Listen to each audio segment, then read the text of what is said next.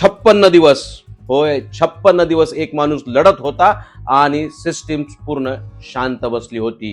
होय, रोहित पवार सलग 56 दिवस न्यायासाठी लढत राहिले, पण महाराष्ट्रात FIR सुद्धा नोंदवलं गेलं नाही.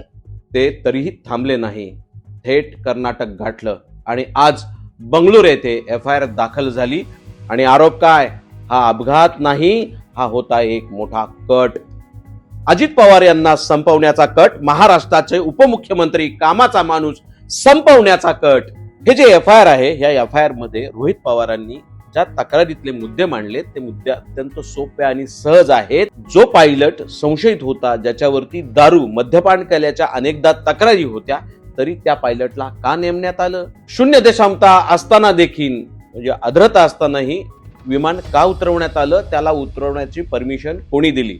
ऐनवेळी पायलट का बदलला? त्याचबरोबर हे विमान उडवण्यासाठी 70 मिनिटं उशीर का लावला? असे अनेक आरोप त्यांनी या FIR मध्ये नोंदवलेत. या महाराष्ट्रामध्ये 28 जानेवारीला महाराष्ट्राचा कामाचा माणूस बारामतीच्या जवळ विमान कोसळलं आणि त्यांच्या सोबत 5 जणांचा मृत्यू झाला. पण सत्य अजूनही अंधारात आहे. हे सत्य किती दिवस लपवणार? आता प्रश्न प्रत्येकासाठी आहे, प्रत्येक महाराष्ट्रातल्या नागरिकांसाठी आहे. हे सत्य किती दिवस लपवणार आहात? सत्य कधीही दाबलं जात नाही आणि हे सत्य बाहेर काढण्यासाठी महाराष्ट्रातला एक नेता म्हणजे रोहित पवार यासाठी लढतोय, भांडतोय. आपल्या जनतेची साथ त्यांना हवी आहे. धन्यवाद.